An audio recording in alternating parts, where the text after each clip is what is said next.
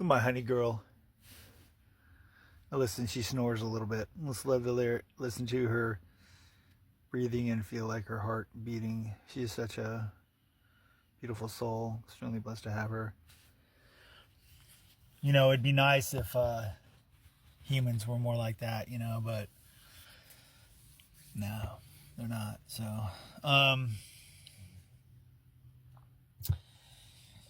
yeah. Any star that speaks out, you know, whatever they say, you know, even if it's something good, you know, it's pretty much, you know, they're going to lose a lot of followers, you know. So basically what Jim Carrey's saying right there, and, you know, accusing Trump of a bunch of stuff, you know, I'm sure he's probably guilty of some stuff, whatever, for sure, but he's probably one of the most like honest presidents because he's a businessman and he's got a lot of money. Yeah, I'm sure some of it, you know, wasn't legit. But a lot of people who point fingers need to look at the ones pointing back at them and realize that, you know, for example, when my ex hit me in the side of the head, the same side where I got hit by a softball off the bat, because she thought I was cheating on her and I wasn't. So I'm not a cheater.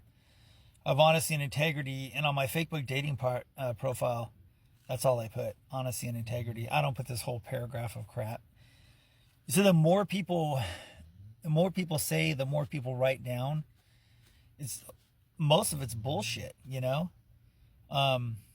Like when my nephew, the whole thing with him where he came at me, he was on, you know, coke, alcohol, and pot, and you know, I grabbed him and he tried to knock me over, and I grabbed him and almost threw him through the window. He cut his back. And then he kept coming after me because he was on all that stuff. He had rage. And because I posted a comment about, because they get EBT and they don't deserve it. My sister enables them, right? And they, you know, they're all high, and their barely 1-year-old daughter got a hold of their vape, started vaping right in front of them. And then he wants to jerk his wheel in the oncoming traffic. I told my sister, and she's like, I can't do anything. And I was in the vehicle when he said that. And I said, you're going to kill somebody, you know? And he just looked at me with the eyes of the devil because of everything he's on. And my brother-in-law, his dad was a good man. He died of esophageal cancer a while back. And he would have been a better role model than my ex-sister, for sure. But this is after I'm trying to recover from him putting me on the wrong meds and me almost taking myself out, because that's all it made me want, and it's horrible. And fuck you, Big Pharma. But so, you know, and then he comes after me again, and Honey's in the other room, and she's barking, trying to get in. I'm glad she didn't get in, you know. But the whole thing is, she's trying to bark because she wants to help me, and so I'm bigger and stronger, and he came at me again, and I grabbed him, picked him up, and I put him and I pinned him against the wall down on the ground, and I got a rotator cuff right here, you know, that's, and you know, he was trying to get out of it, but I was trying to hold him until somebody else came in there, and it was just us. So he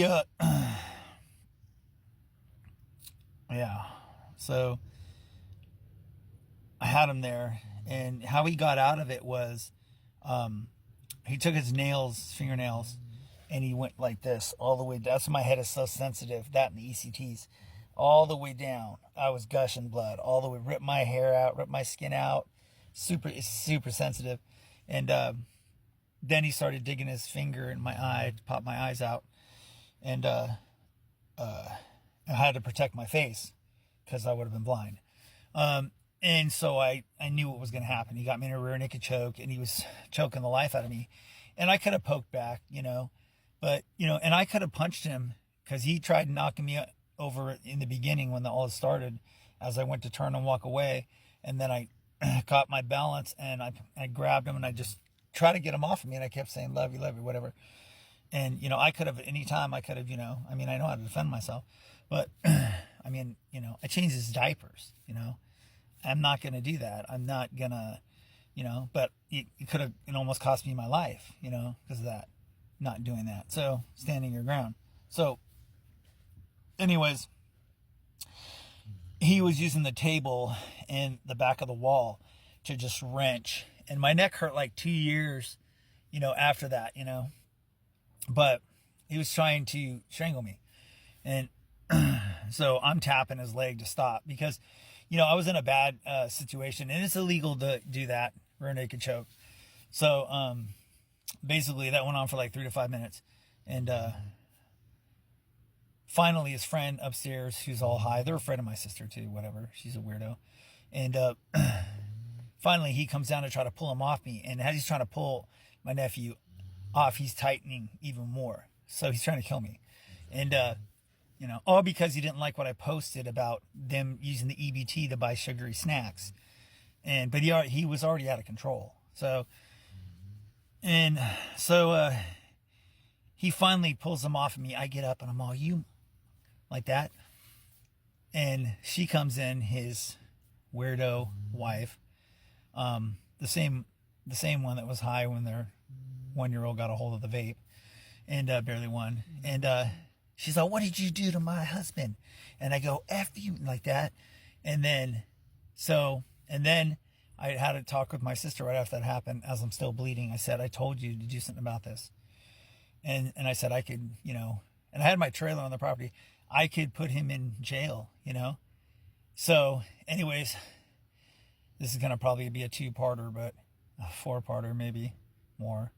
But I said all this stuff, and she said, I'm not kicking you out of my house.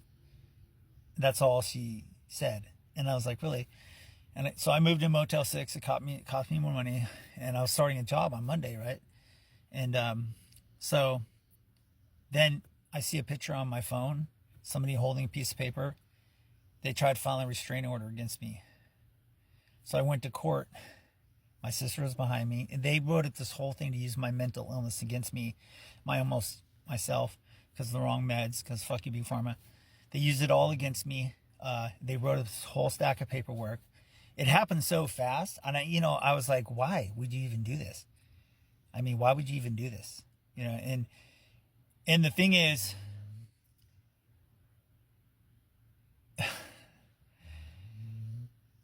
I showed up before, because he showed up high. He was all high on, you know, coke and everything. And the judge goes, did I get a copy of the paperwork? I go, no. I go, I didn't get anything. He's all, do you want it? I go, it's a little too late. I go, plus, I tell the truth. So, anyways, part 2 is coming up.